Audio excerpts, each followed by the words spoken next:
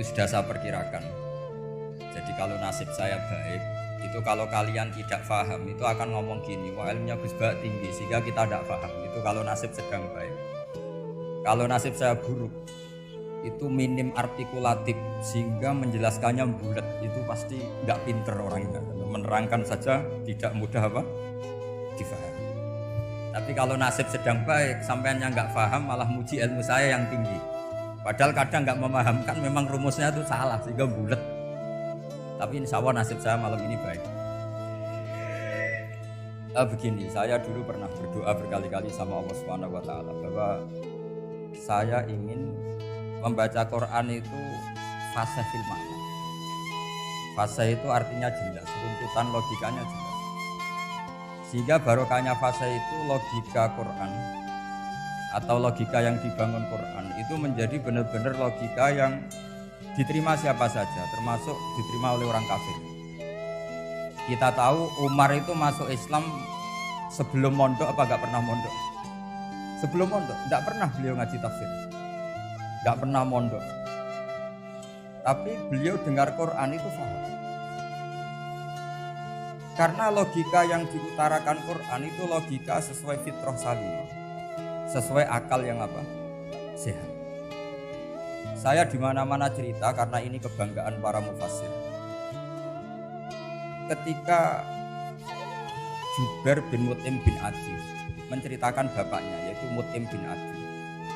Beliau adalah orang yang sangat pintar sekali sehingga didelegasikan oleh kafir Quraisy untuk jadi negosiator di Asra Badrin. Jadi perang Badar itu kan ada Asra Badrin, orang-orang kafir yang ditawan Islam.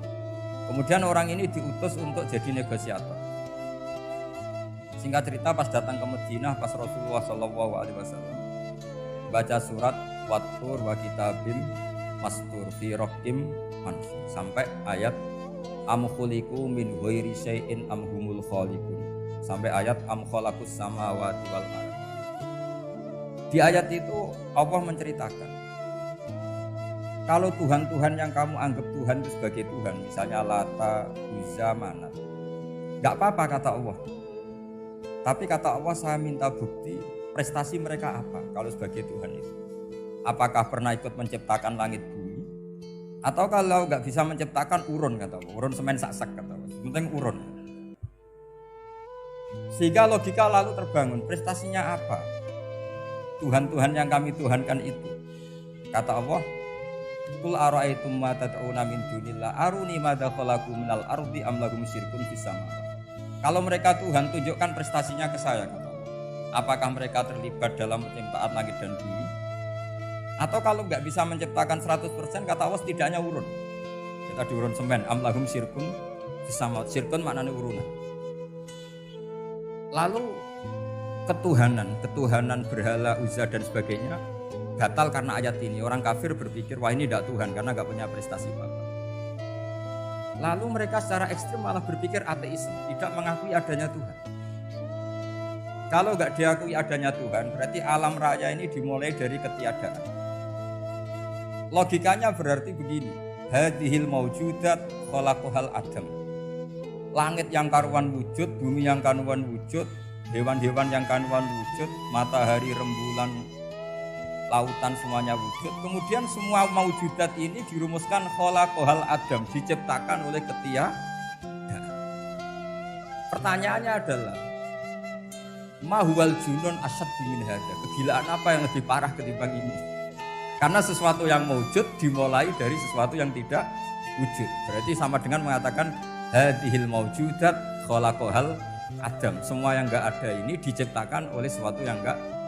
Jadi semua yang ada diciptakan oleh sesuatu yang enggak ada. Maka Quran ketika ngendikan am khuliqu min ghairi syai'in. Apakah kalian semua atau mereka semua diciptakan min ghairi syai'in, min ghairi khaliqin maujudin. Saya ngecek di beberapa tafsir termasuk bukan kitab tafsir tapi maknanya sama seperti di Ihya. Masa alam raya seindah ini, seeksistensi ini, senyata ini kemudian diciptakan oleh sesuatu yang tidak. Mereka akhirnya mikir, ya harus diciptakan oleh sesuatu yang ada. Nah, karena sesuatu yang ada ini posisi pencipta, maka harus berstatus super. Nah, super ini oleh ulama dibahasakan wajibil wujud. Maka zat yang menciptakan ini namanya zat sing wajibil wujud. Lalu wajibil wujud ini oleh Islam disebut Allah Subhanahu wa Ta'ala. Kayak apa fasihnya Quran bikin logika? Atau orang yang jadi Tuhan itu yang mengklaim sebagai Tuhan? Itu juga mungkin, yang penting mewujud. Siapa itu? Fir'aun. Fir'aun itu mengaku sebagai Tuhan. Dia sudah sah dari segi dia wujud. Namanya orang wujud punya eksistensi, mungkin berkreasi. Saya ulang lagi, namanya orang wujud punya eksistensi, tentu mungkin berkreasi. Tapi pertanyaannya begini, ketika Musa tanya, pertama ditanya Musa, lalu kamu kalau menyembah selain saya, nyembah siapa? Kata Musa, Rabbul Alamin. Siapa Rabbul Alamin? Rabbus samawati wal ardi, yang menuhani langit bumi. Kata Fir'aun tidak jawab, manggil Haman. Haman, kamu kan arsitektur, coba ibnili sorhal ali abluhul asbab. Ya Haman ibnili sorhal ali abluhul asbab. Bangunkan sebuah piramida yang tinggi, la'ali attali'u ila ilahi Musa, saya ingin melihat Tuhannya Musa. Lalu kemungkinan Tuhan di bumi, kata Fir'aun, ma'alim tulakum min ilahin ghairi, kemana-mana saya melihat yang jadi Tuhan saya. Musa ngerti kalau Fir'aun ini pekok cara bahasa Jawa itu menerangkan sifatnya Allah itu dengan sifat yang sederhana, tapi justru dengan sederhana ini Fir'aun tidak bisa jawab. Terus Nabi Musa ganti argumentasi, Rabbukum wa Rabbu abaikumul awalin, yang nuhani nenek moyang kamu, leluhur kamu. Itu terperangah, kagetnya bukan main Fir'aun. Karena para umatnya, para punggawanya lalu berpikir kalau ini Tuhan, berarti buyut-buyutnya enggak ada Tuhan, kan Tuhannya datang terlambat. Makanya Pak Jokowi kalau dituduh PKI gak terima. Saya ini tahu lahir tahun berapa gitu. Pas ada PKI itu masih 4 tahun. Masa ada PKI balita? Ini enggak, ini ada Tuhan balita, Tuhan terlambat. Pertanyaannya adalah kalau Fir'aun itu Tuhan, lalu bapaknya, mbahnya, buyutnya Tuhannya siapa? Makanya ketika Allah disifati Nabi Musa, Rabbukum wa Rabbu abaikumul awwalin, yang nuhani nenek moyang kamu, itu kagetnya bukan? Dan semenjak itu banyak punggawa Fir'aun yang iman. Ini yang akhirnya nanti jadi waqala rajulun mu'minun min ali fir'auna yaktumu iman. Atau yang menjadi ayat wajah rajulun min aqsal madinati yas'a. Kenapa mereka menjadi iman? Karena logika Fir'aun Tuhan itu gugur, runtuh. Bisori fil hujjah, dengan logika yang sangat transparan. Jadi ini perlu belajar tauhid. Jadi kalau sampean sudah kalah suara, jangan kalah logika. Kalau sudah kalah suara, kalah logika, jangan kalah tinggal mendengar saja kok tidak paham bambune gitu. Jadi ini sering saya utarakan. Makanya banyak ulama mengatakan fasihu ibaratil Quran itu bukan sekedar notnya atau sajaknya, kalau boleh dibilang saja, tapi karena runtutan cara berpikirnya. Maka kelihatan sekali di tema-tema Quran. Ketika nyifati Allah Rabbus samawati wal ardi tidak mengalahkan Fir'aun, justru dengan sifat yang ringan Rabbukum wa Rabbu abaikumul awwalin bisa mengalahkan Fir'aun. Nah, kenapa sekarang orang tidak fasih baca Quran? Karena tadi perangkat itu tidak cukup. Saya berkali-kali matur, juga sering matur Bang. Saya itu masih sekarang masih belajar Al-Ibris, Mbah Misbah, Marbawi, semua khazanah tafsir, baik yang bahasa Jawa, bahasa Melayu itu masih saya pelajari. Termasuk saya pelajari lughatnya. Mulai lughat yang setengah benar sampai macam-macam. Saya tadi matur sama Profesor Said Aqil Al-Munawwar. Memang bacanya harus urut Said Aqil Al-Munawwar. Karena sekali salah Said Aqil Sirat. Sebenarnya nggak apa-apa, ini sama-sama orang alim. Cuma nggak tahu nasib di publik ini, nggak tahu saya ya, macam-macam lah gitu. Namanya orang banyak, nggak usah dijelaskan. Tapi semuanya baik. Saya pernah ketemu Pak Said Aqil Sirat itu bilang gini, Gus, orang jadi wali itu sebabnya dua. Mungkin kalau kayak jenengan banyak pecintanya, yang doakan banyak. Kalau saya banyak yang benci, wah itu ngilangi dosa gitu. Batin gue dasar wong alim bener wah. Jadi beliau nikmati memang. Kan Karena babanya beliau itu sama dengan baba saya yang dari keluarga buyut saya itu Bayu, kakaknya buyutnya Pak Sek tadi. Jadi makanya jangan pernah benci orang alim. Orang alim bulet atau kayak opo itu masih aja punya alasan. Saya itu dengar Kiai Bisri, cerita Kiai Bisri itu tidak ada yang serius. Dulu ketika ada polemik haji yang mu'alim, itu orang kumpul semua di sini. Kata Kiai Bisri, sudah nunggu Bafadol. Bafadol sudah di rumah. Kiranya orang itu ya Bafadol rawuh diletak. Lama Bafadol nggak datang. Loh Kiai Bisri Bafadol nggak datang. Ya di rumah. Lah mana kok tidak ada? Ya di rumahnya sendiri. Karena beliau nggak pernah bilang di rumahnya. Orang saja yang kepikiran kalau itu rumah leteh. Itu mirip seperti guyonannya Rasulullah SAW. Nabi itu kalau guyon itu tidak pernah bohong. Makanya di Iba itu disebut wayam zahu walayakul ilahakon. Nabi itu ya guyon, tapi nggak pernah bohong. Yang bohong kan khayal kamu. Masyhur itu ada orang sepuh sowan Nabi. Di kitab saya itu perempuan, tapi di beberapa kitab lelaki. Saya tidak tahu pastinya berapa. Biasanya ahli hadis mentahmilkan taat dudul kisoten atau taat dudul wakiaten. Oke, kita bayangkan tuh perempuan. Ya Rasulullah, saya ini tergesa-gesa, nanti takut kemalaman. Ini orang sepuh. Jadi jangan kamu bayangkan Nabi suami wong ayu nom nanti jadi hop. Orang sepuh. Oh di sini aja, ada usah tergesa-gesa pulang kata Rasulullah. Nah nanti gimana? Saya jalan kaki ya Rasulullah sampai kampung saya itu nanti malam. Kata Nabi, la ahmilan naki alam minako. Santai saja nanti tak pinjemin anaknya unta. Kata perempuan tadi, ma fa'altu bibninako. Apa yang bisa saya lakukan dengan anaknya unta? Sudah tenang saja kata. Setelah mau pulang, disiapkan unta ya unta tua, unta layak dinaikin. Ya Rasulullah ini kok unta tua? Katanya anaknya unta. Nabi dengan santai, oh masih tua ya anak unta. Jadi itu menafsirkan anaknya unta cilik itu kan pikirannya kamu kan. Sebetulnya anak unta itu ya tua pun anak unta. Maka saya itu yang termasuk bangga. Nasib saya nanti insya Allah kayak Gus Mus, kayak Gus Dur. Sampai tua dipanggil Gus. Tapi saya niatnya lebih buruk. Supaya nanti kalau saya salah pantas ngijek Gus itu. Tapi dalam kompetisi kadang Gus itu kalah. Itu dulu di Pondok Sarang itu kalau ke WC itu antri. Itu yang di WC didodok. Supaya cepat keluar. Ayo cepat keluar, saya Gus. Dikira teror Gus itu yang di WC menjadi takut. Yang dalam WC gak kalah, saya malah kiai. Jadi memang kacau, kalau sudah logika itu kacau. Tapi di Ihya kitab yang populer dikaji di pesantren, itu ada bab Qodiyat itu pengarang tentang betapa wajibnya takzim sama Rasulullah. Tapi punya bab mizahun Nabi, guyonan-guyonannya. Cuma Nabi seninya tadi, wala yaqulu ilah. Meskipun guyon itu enggak pernah bohong, itu butuh seni itu. Bohong guyon tapi tidak pernah. Tapi umatnya ada saja yang pernah niru, ya termasuk Kiai Bisri. Sudah nunggu Bafadol, sudah di dalam.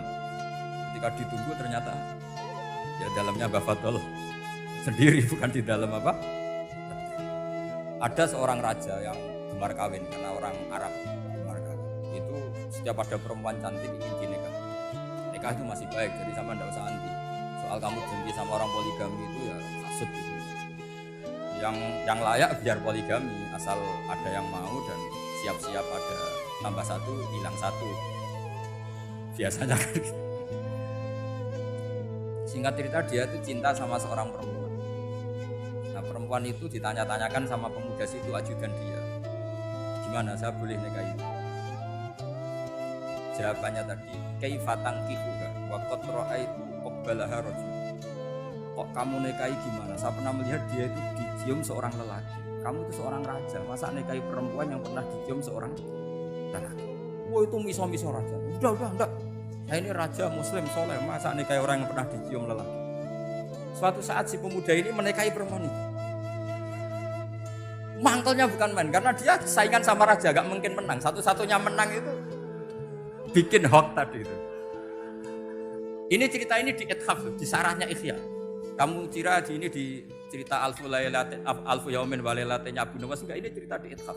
Kitab yang sangat sakral karena sarahnya apa? Ihya. Setelah nikah maki-maki raja, orang tidak punya harga diri, perempuan pernah dicium orang kok dinikahi. Tadri mandalikar rojul, kamu tahu siapa lelaki itu? Gua abuha, itu bapaknya. Oh terrajan wasem, nggak ngerti gue gitu. Jadi apa kiai dulu itu rileks. Sehingga saya datang ke sini ketika diminta sama Mbak Mus, sebenarnya nggak diminta, diperintahkan.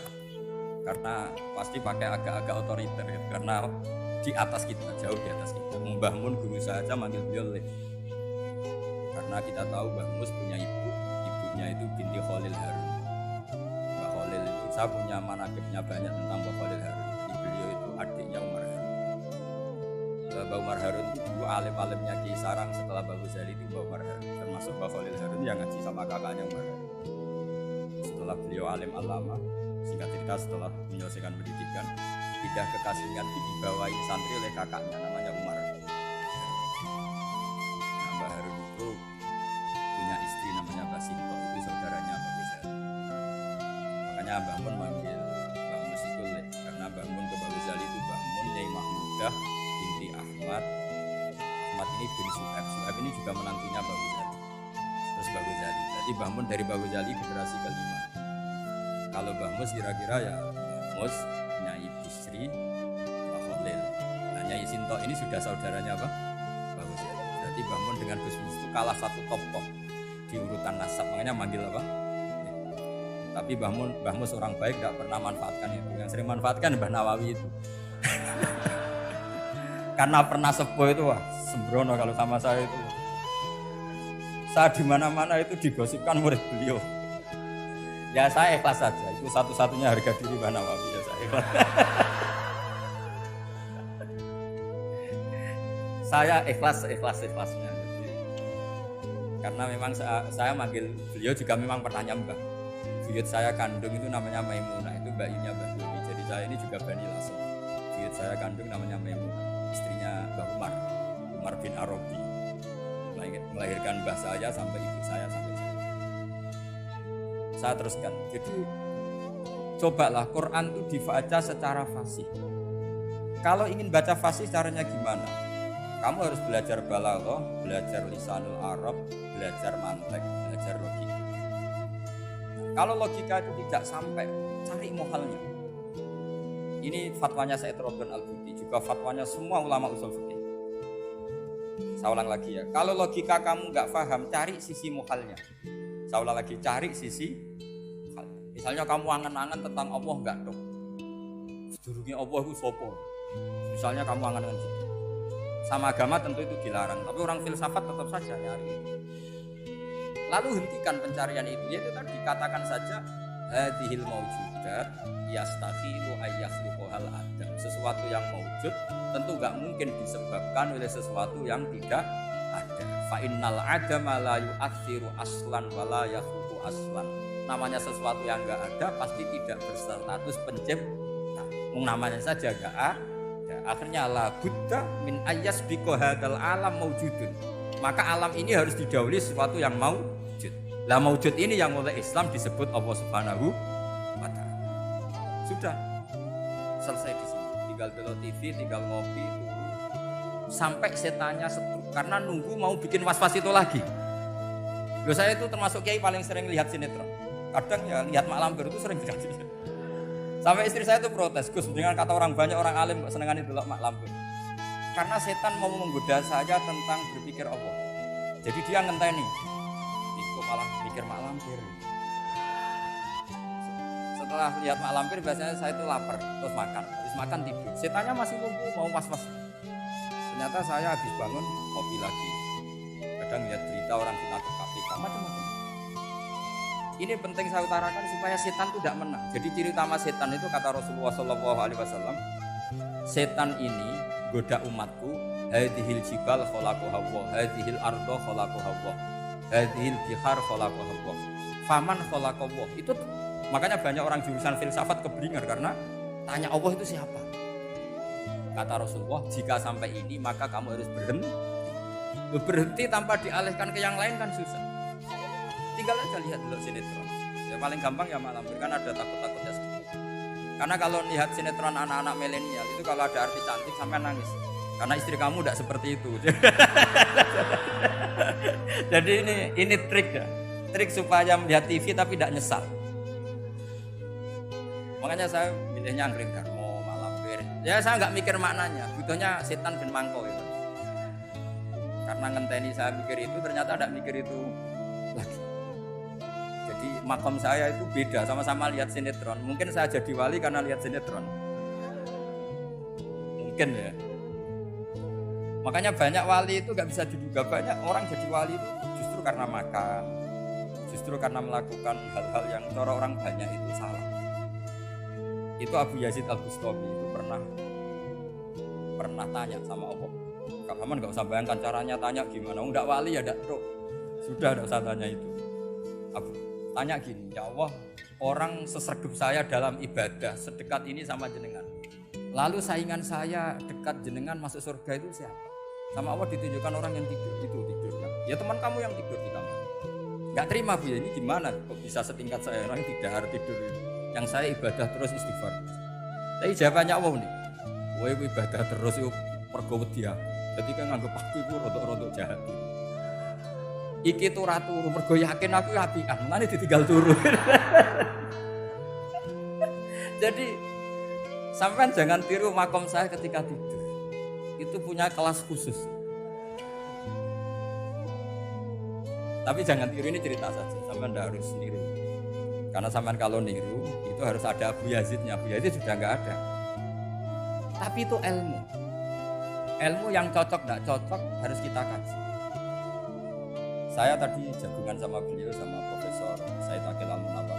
Beliau cerita sebetulnya sekolahan saya itu tentang usul fikih, tapi terkenal saya profesor tafsir. Tapi saya suka ilmu usul fikih, meskipun korbannya ya banyak. Biasanya orang jadi liberal gara-gara ya usul. Sebenarnya nggak perlu dipikir lah itu macam-macam.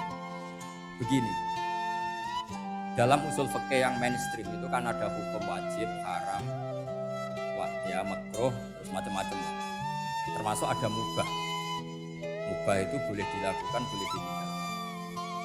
Dalam ilmu usul fikih sebetulnya definisi mubah boleh dilakukan, boleh ditinggalkan itu salah. Karena begini, setiap Anda melakukan sesuatu yang mubah, pasti di saat itu meninggalkan sesuatu yang haram. Saya ulang lagi. Itsma min mubahin illa wa yatahaqqaqu bihi tarku haramimma. Semua teks di Lubul Usul seperti itu. Memang saya hafalkan karena ini cara saya jadi wali yang mudah murah. Itsma min mubahin illa wa yatahaqqaqu bihi tarku haramimma. Fa yatahaqqaqu bisukun tarkul qatli wa bisukut tarkul qadaf. Terus beliau membuat sekian contoh.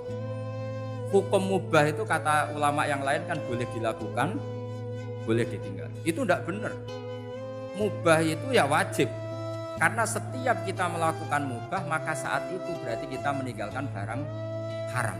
Coba orang tidur itu artinya apa? Tidak zina, tidak maling, tidak selingkuh, tidak mabuk.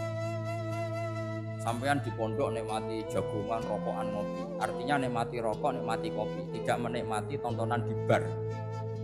Makanya kita berharap malaikat itu belajar usul fikih sehingga ketika kita rokok di pondok dilihat hada taroka melihat bar, wahada taroka melihat dangdutan. Wahada. Jangan sampai malaikat bilang gini, dasar kere rakra delok. Itu repot kalau sampai bergerak gitu. Nah, kalau mubah itu artinya tarkul haram.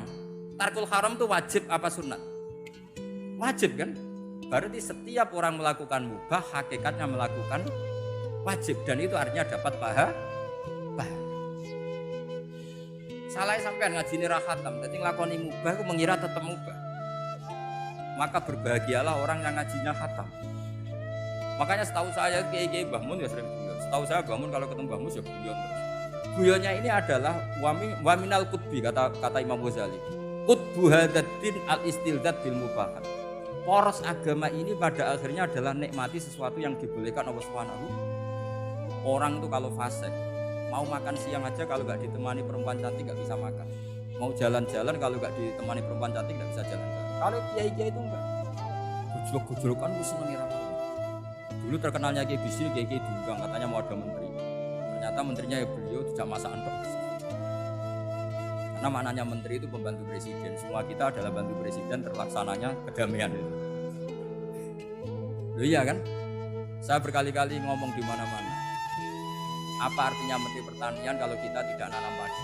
Kok pinternya kayak apa tetap nggak ada ketahanan pangan. Sekarang menjadi ketahanan pangan itu rumusnya menteri apa karena petani mau nanam padi? Itu hakikatnya membantu presiden dalam ketahanan. Cuma petani lebih keren karena tidak butuh digaji. Kalau menteri ya keren tapi kurang keren karena masih dapat apa? Gaji. Akeh tunggalil anak mikir untuk gaji.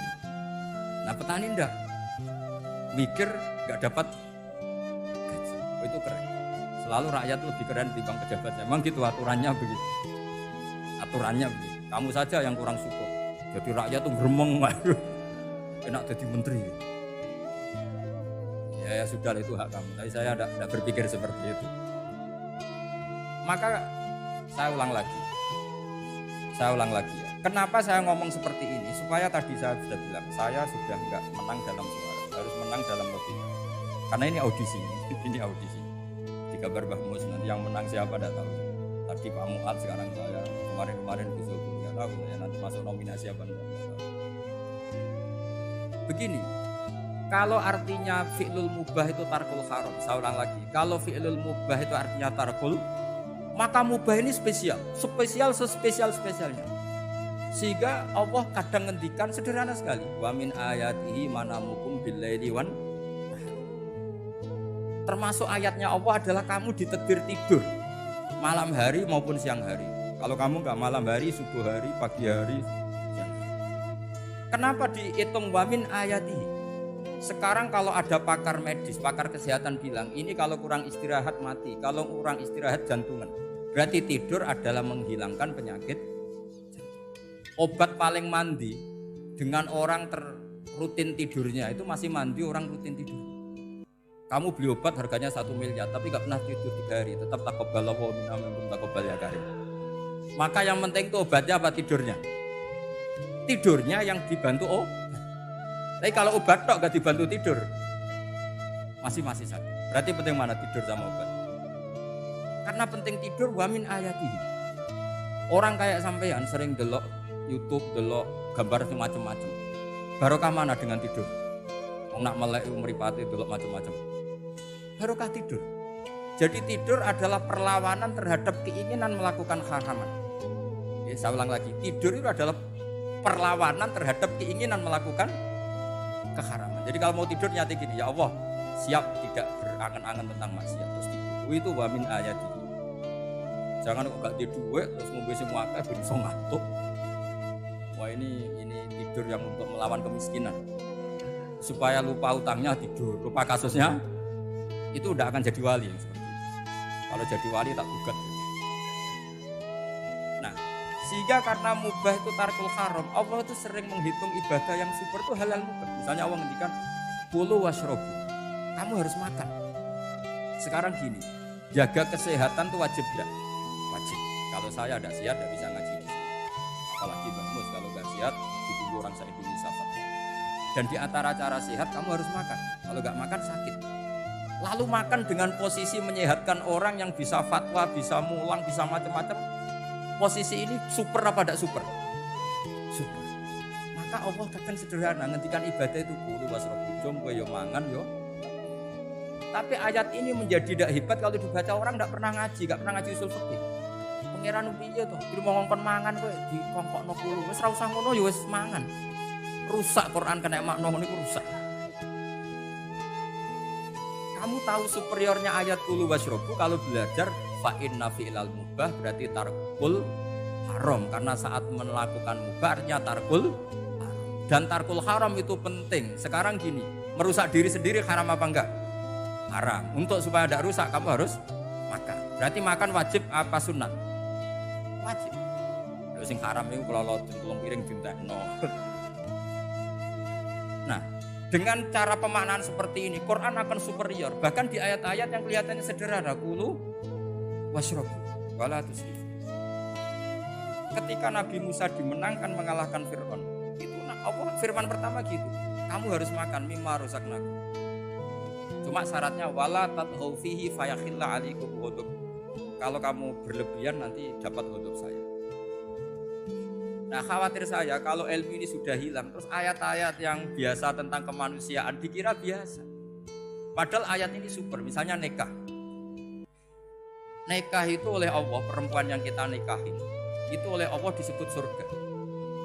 Saya punya bukti, misalnya gini ayatnya, wala tangkihul musyrikati hatta yu'min, wala amatum mu'minatun khairum min musyrikati walau a'jabatkum. Terusannya ayat, wala tangkihul musyrikina hatta yu'minu, wala abdu mu'minun khairum min musyriki walau a'jabatkum.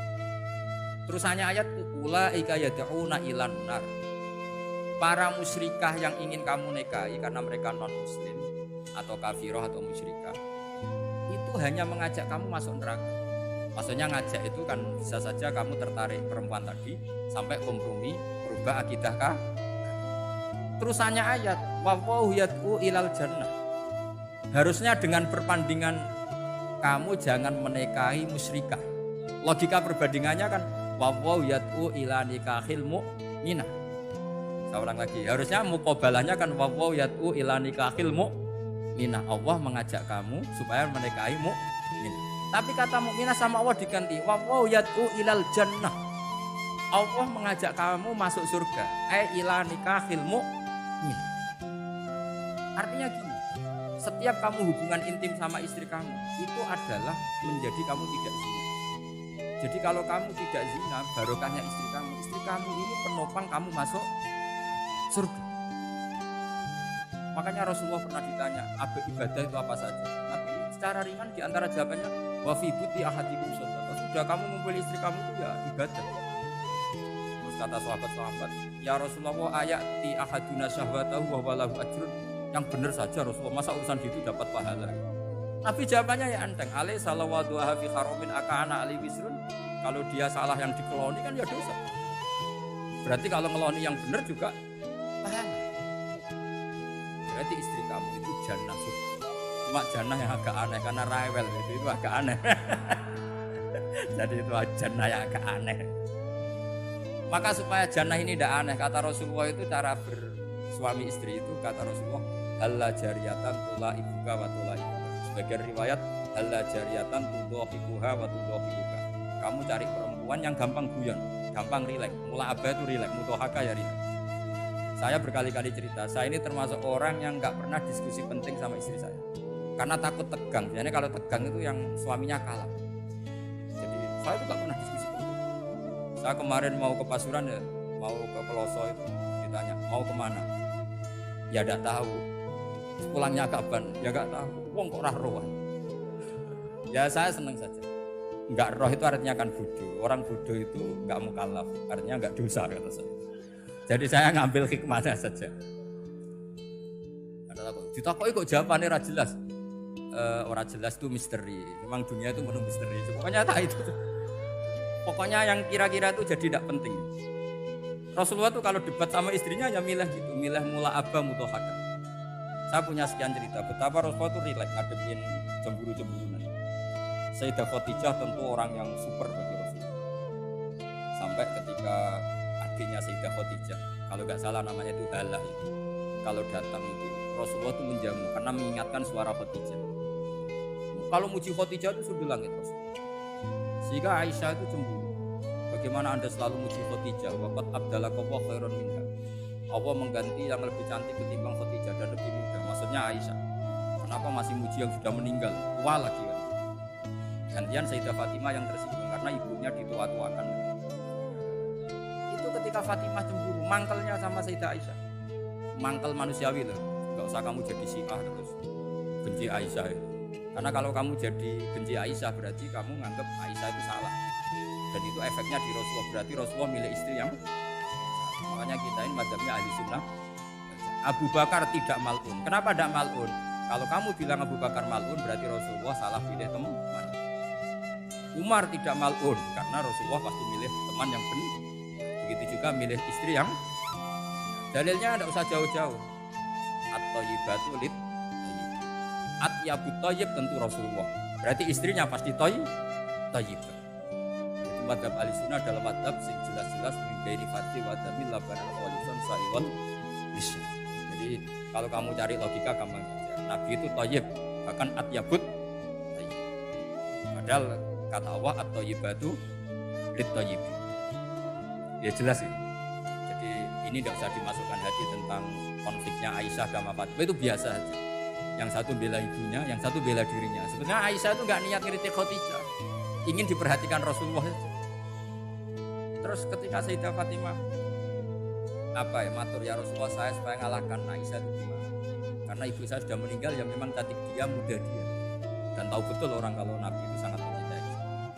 Kata Rasulullah, bilang gini saja, tetap hebat ibu saya, karena ibu saya dapat Rasulullah rondo untuk jogo. Kowe ayu kaya apa itu untuk duduk. Jadi rileks saja Rasulullah. Akhirnya ya semenjak itu enggak ngeritik lagi. Bahaya ini kalau ngeritik. Khadijah itu kan sudah umur 40 tahun. Janda dapat jogo. Aisyah perawan untuk duduk. Keren mana? Keren Khadijah. Jadi tidak semua masalah itu Nabi itu menyelesaikan cara ekstrim. Nabi itu biasa mula santai ringan. Nah, kalau para mbak-mbak ini ingin jadi surga yang enggak aneh, syaratnya jangan rewel, karena di surga itu enggak boleh ada orang rewel. Tapi kalau enggak rewel sementara suami kamu enggak bener, ini namanya goblok. Maka kata Mbak Mun kalau ngijazahi santri-santrinya, "Cung bujum kudu rewel, enggak ngono fakir," kata Mbak Mun. Tapi santri yang di belakang gremeng. Iya, Mbah, nak fakir, nak jantungan mati. Makanya sering itu. Jadi di antara ulumil Quran itu ada istilah maudhi'ul mudmar mengganti maudhi'ul dhamir, atau maudhi'ul lafzi menggantikan lafz dan akhar. Itu memang agak jelimet di ilmu tafsir. Tapi bagi pelakunya itu menjadi gampang. Ya tadi, ketika Allah melarang nikah hal musyrikah, saya ulang lagi. Ketika Allah melarang nikah hal musyrikah, normalnya perbandingannya kan wallahu yad'u ila nikahil mu'minah. Tapi sama Allah digenti, wallahu yad'u ilal jannah. Itu menunjukkan bahwa nikahul mukminah adalah al jannah. Karena kamu hubungan intim ya ibadah. Diwawuk kowe sabar ya ibadah. Nafakoi ya ibadah. Neng-nengan kejahatan senjata juga ibadah. Seru, neng-nengan itu seru. Karena memang di antara sistem tubuh kita itu butuh masa-masa jeda. Mari cerdas. Karena tubuh kita ini tidak hanya butuh senang, tapi juga butuh susah. Susah itu melahirkan kearifan. Jajal bojomu tahu minggat, mesti kearifan kamu meningkat. Jadi minggat itu ya penting. Nikmati saja. Udah, ini saya nggak ngajari keburukan. Memang seperti itu. Nah, saya berharap ilmu usul fikih ini tidak boleh hilang. Karena dengan ilmu usul fikih kita tahu mubah adalah tarkul haram dan tarkul haram adalah wajib. Maka Allah sering sekali membicarakan sesuatu yang mubah itu superior. Kayak tadi wa min ayatihi manamukum billaili wan. Nah, termasuk ayatnya Allah adalah kamu itu tidur.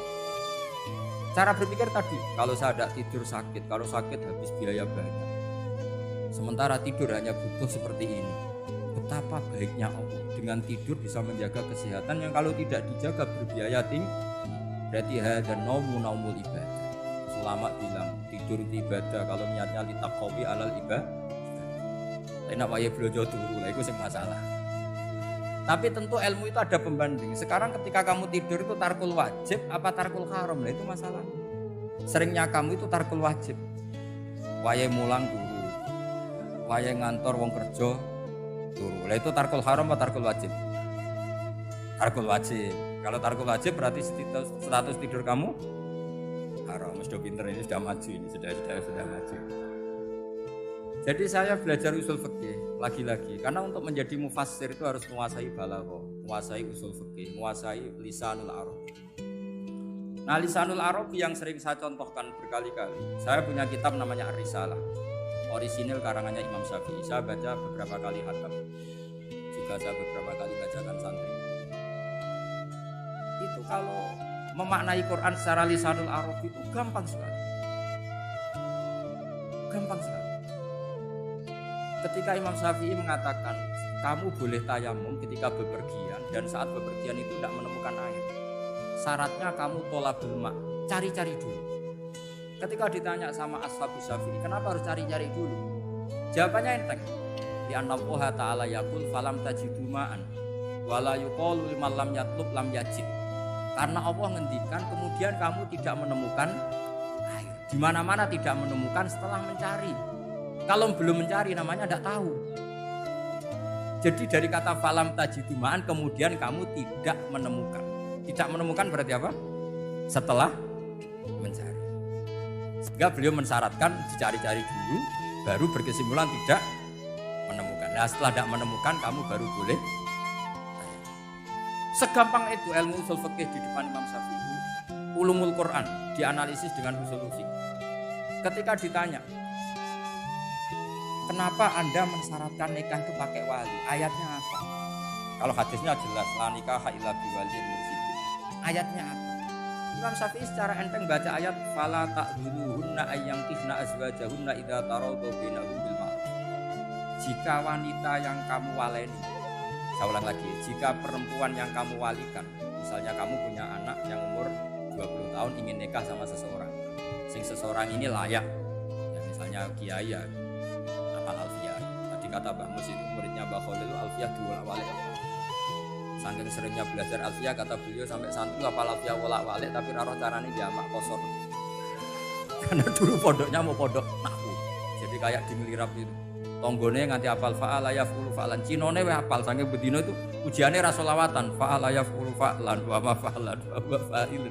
Jadi pondok ya macam-macam. Itu saya tadi sampai mana itu? Tentang apa? Wali nikah. Di bab fikih, saya ulang lagi di bab fikih. Itu kata Allah, jika perempuan yang kamu walikan itu ingin nikah, fala ta'dhuluhunna, jangan kamu larang. Kata Imam Syafi'i, kalau seorang wali tidak punya hak mewalikan, maka larangan jangan menghalangi itu tidak ada guna.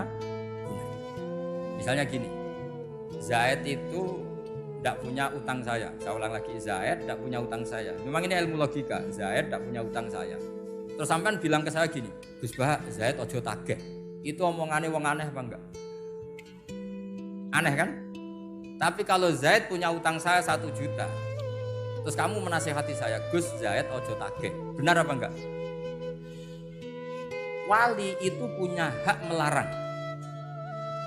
Saya ulang lagi, wali berarti punya hak melarang putrinya tidak nikah. Jika diperintahkan Allah, kamu jangan pernah melarang. Berarti punya hak melarang. Kayak tadi, Gus ojo tagih, berarti aku punya hak nagih. Misalnya otoritas bandara ATR, pesawat Boeing sekian-sekian Lion, bolehkan landing di sini. Karena operatornya punya hak melarang, juga punya hak mengizinkan. Tapi kalau orang lain kamu bilangin, pesawat Lion nggak boleh landing di Semarang, orang lain yang nggak terkait dengan otoritas itu, aneh nggak omongan itu? Aneh. Kalau wali dilarang menghalangi perempuan ingin nikah harus memberi izin maksudnya, maka berarti wali punya hak menikah.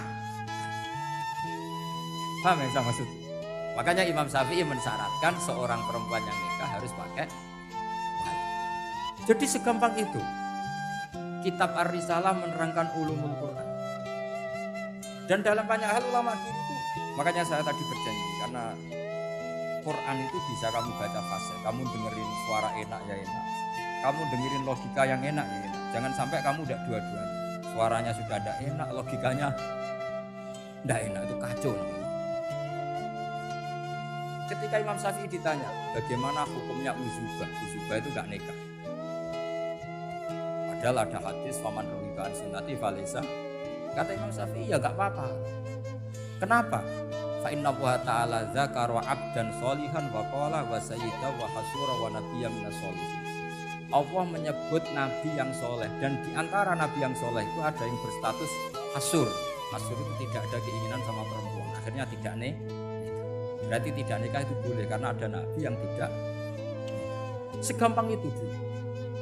Saya punya kitab, saya ini baru gencar-gencarnya kampanye kitab Syajaratul Ma'arif. Karena memang kitab itu bagi menurut saya simpel dalam maknanya. Jadi anggap saja ini bentuk penghormatan saya sama Ki Bisri yang sudah mengkhidmai, mengenalkan ulumul Quran lewat tafsir Al-Iqlil. Yang Ki Misbah punya tafsir Al-Iqlil. Memang dua beliau itu kalau yang satu ngarang terjemah Alfiyah, yang satu yang ngarang satu. Ini dua kutub yang berbeda, yang satu sangat rileks, yang satu sangat seperti itu. Nggak usah diterjemah nanti jadi repot. Itu apa ulumul Quran yang ditulis Sajaratul Ma'arif itu gampang sekali. Misalnya begini, beliau bikin judul Babun Nafil Ibad Bikulil Bilad. Bab seseorang harus manfaat kapan saja dia berada. Itu terus beliau qala ta'ala wa ja'alani mubarakan ainama kuntu. Ciri utama para nabi itu ngendikan wa ja'alani mubarakan ainama kuntu. Saya dijadikan di mana-mana itu berkah. Jadi seseorang hidup harus di mana-mana manfaat. Terus ketika beliau ngendikan babun la yutrakul haqqu li ajril batin, bahwa kebenaran tidak boleh ditinggalkan hanya karena ada banyak kebatilan. Beliau terus ngendikan inna sofal marwata min sya'airillah faman hajjal baita wa atamara fala junaha alaihi ayat tawafa. Jadi di sofa itu ada berhala namanya Isaf, di Marwah ada berhala namanya Nailah, atau sebaliknya pokoknya Isaf dan Nailah. Terus sahabat kalau mau sa'i itu merasa dosa karena harus melewati berhala-berhala itu. Sehingga mereka tanya, ya Rasulullah, saya ini tetap tawaf gak? Padahal di tempat-tempat itu ada berhala. Terus kata Allah, tetap tawaf. Nah, tetap tawaf ini artinya apa? Melakukan barang hak meskipun di situ banyak kebatilan. Itu manhajnya para orang-orang alim kita. Mbah Mus itu ya berkawan sama orang yang macam-macam. Kamu tidak usah ngeritik. Itu fikihnya sudah kelas tinggi. Fikihnya tuh la yutrakul haqqu li ajlil. Saya di mana-mana cerita. Saya punya kitab namanya Khilyatul Auliya wa Tabaqatul Asfiyah. Itu syarat kamu kalau daftar wali harus punya kitab itu. Khilyatul Auliya wa Tabaqatul Asfiyah. Itu karangannya Abu Nu'aim Al-Asfihani. Kitab itu yang jadi indukan Ihya ketika menyebut manaqibul Ahya. Kita tahu Ihya kalau bab tasawuf mengikuti Kutil Qulub yang dikalang Abu Thalib Al-Makki. Kalau fikih tentu beliau mengikuti Imam Haromen gurunya, yaitu kitab Nihayatul Matlab fi Dirayatil Madhab. Kalau manaqibul akhyar beliau ngikuti kitab Khilyatul. Dan ngikuti itu penting kalau dalam tradisi kiai. Gak boleh seorang kiai kok mikir sendiri. Namanya mustakil. Kalau mustakil itu mubtadi', bikin tatanan baru dalam agama. Justru ulama itu harus niru sebelumnya karena sanad itu harus musalsal. Gak boleh Imam Syafi'i bilang haram terus kamu bilang halal. Terus murid kamu bilang makruh.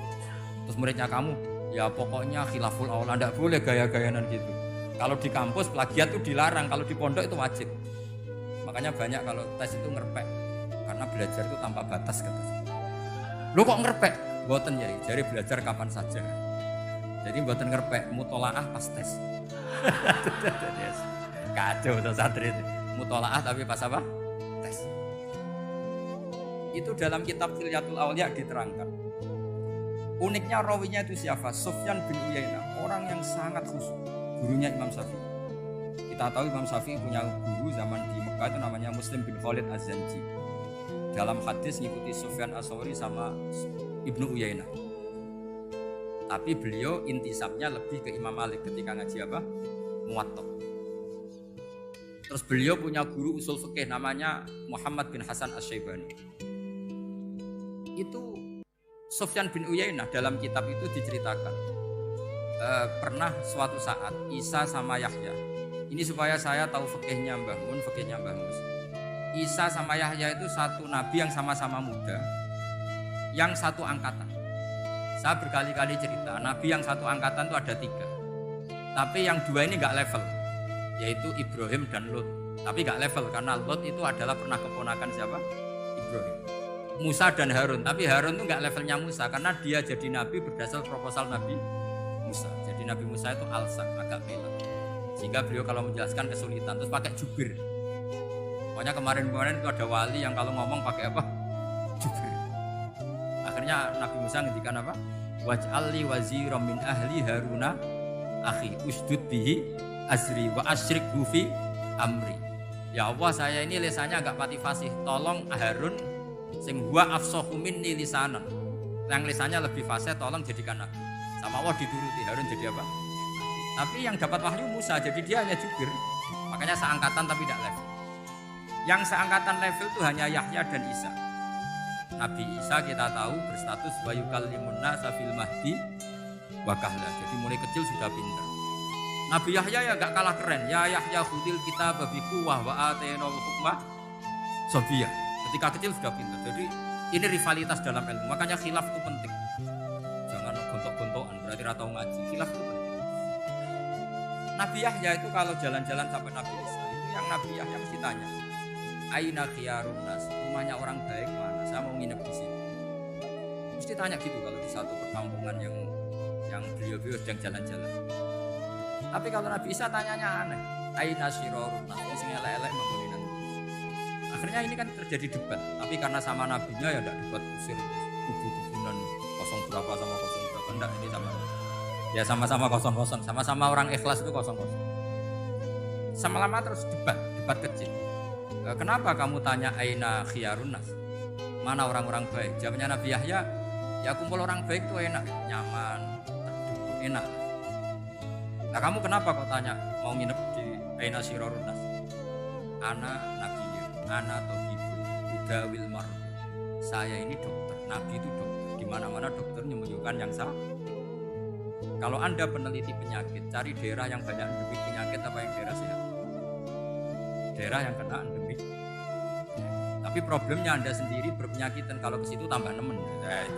Ya sama, kalau kamu kira-kira tidak kuat ya jangan kumpul orang yang seperti itu. Kamu tidak kuat kan, malah katut. Tapi fikih-fikih kiai-kiai kita, guru-guru kita, berteman orang macam-macam tenang saja.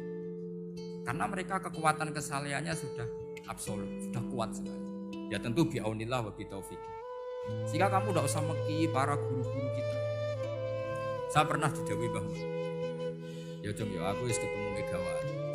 Piye Indonesia kudu damai. Kok nak tukaran yo repot. Jadi yo piye aku yo kiai. Artinya beliau harus ketemu karena untuk supaya Indonesia itu damai. Beliau anggap saja makili religius, Bu Mega makili apa? Nasional. Dan Indonesia damai itu kalau ada kerjasama antara kaum nasionalis dan kaum apa? Jadi yang namanya damai itu penting sekali. Sampai Rasulullah itu pernah berdamai sama orang yang jelas-jelas kafir. Apalagi Indonesia belum sampai seperti itu. Yaitu kita tahu dalam Sulh Hudaybiyah Nabi berakad damai sama Suhail bin Amr. Padahal kalau kamu Qurannya sudah seperti itu, maka Quran itu punya kekuatan yang luar biasa. Ketika Sayyidina Ali konflik sama Sayyidina Muawiyah itu dirumuskan kita berdamai.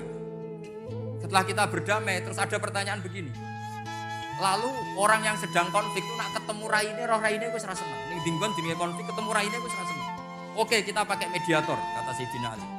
Akhirnya Sayyidina Ali pakai mediator, Muawiyah pakai mediator. Terus orang Khawarij bilang, dalilnya apa mediator itu? Enggak ada Qur'annya. Itu orang Khawarij. Kamu enggak usah tanya, kalau orang sekarang yang apa Gus? Wah itu mari fitnah, itu provokator. Singkat cerita terus Sayyidina Ali itu agak marah. Karena beliau terbentuk oleh Quran. Itu spontan Sayyidina Ali baca ayat wa in khiftum shiqaqa bainihima fab'athu hakaman min ahli wa hakaman min ahliya. Jika suami istri menghadapi konflik, di mana-mana konflik roh raine kan gak seneng.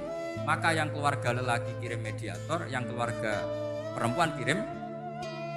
Terus dari Sayyidina Ali wa ummatu Muhammad a'dhamu min amri rajulin wa imra'atin. Umatnya Muhammad lebih serius ketimbang urusan lelaki dan perempuan. Wong suami istri saja kalau konflik butuh mediator, apalagi hadhil segampang itu mereka istidlal. Jadi mediator dalilnya mana ya? Dalilnya wa in khiftum shiqaqa bainihima fab'athu hakaman min ahli wa hakaman min ahli. Dulu Quran itu seperti itu. Nah sekarang problemnya Quran itu tidak dikaji seperti itu sehingga fasihul ibarat atau fasihul akli atau balaghatut ta'aqqul itu enggak ada. Makanya saya ini pengagum kitab Ibnu Hajar al-Asqalani yang nyari itu. Kata Ibnu Hajar al-Asqalani termasuk mukjizatnya Quran adalah al-iltizat al-aqli. Akal itu menjadi nyaman. Itu uniknya yang dicontohkan seperti ngaji saya malam ini. Misalnya Allah ngendikan am khuliqu min ghairi syai'in, yang namanya maujudat tentu diciptakan sesuatu yang maujud. Karena akal akan tersiksa ketika dicekoki gini. Hadhil maujudat khalaqahal adam. Tersisa enggak akal kamu sebagai orang waras dicekoki pikiran hadhil maujudat khalaqahal adam. Ini maujudat disebabkan oleh ketiadaan. Mesti kowe ra iso barang ono iso gawe. Nah ini yang dimaksud dalam ilmu tasawuf ala dzikrillah tatmainnul. Jadi cara tenangnya hati itu macam-macam. Nak wong toreko ya wong kon wiridan. Nak koyo kula rada ahli akal. Wis meneng. Alhamdulillah di pangeran sing wujud. Berarti hadil maujudat khalaqahal maujud. Berhubung maujud ini pencipta berstatus super. Super itu dalam agama disebut wajibul wujud atau musabbibul asbab atau kausabri mamboh lah sauning-uning. Sing penting itu ora hadil maujudat khalaqahal. Makanya kata beliau, Nabi itu bukan sekedar jamal suratan, ganteng secara perawakan secara fisik ya, tapi juga Nabi punya jamalul akal. Akalnya itu nyaman. Yaitu kita disuruh iman dengan sesuatu yang memang kita nyaman. Seperti kita disuruh iman bahwa alam ini diciptakan oleh Allah, oleh al-mawjud yang super. Kan terus nyaman. Coba kalau kamu diajarin Islam, alam ini yakini yang menciptakan adalah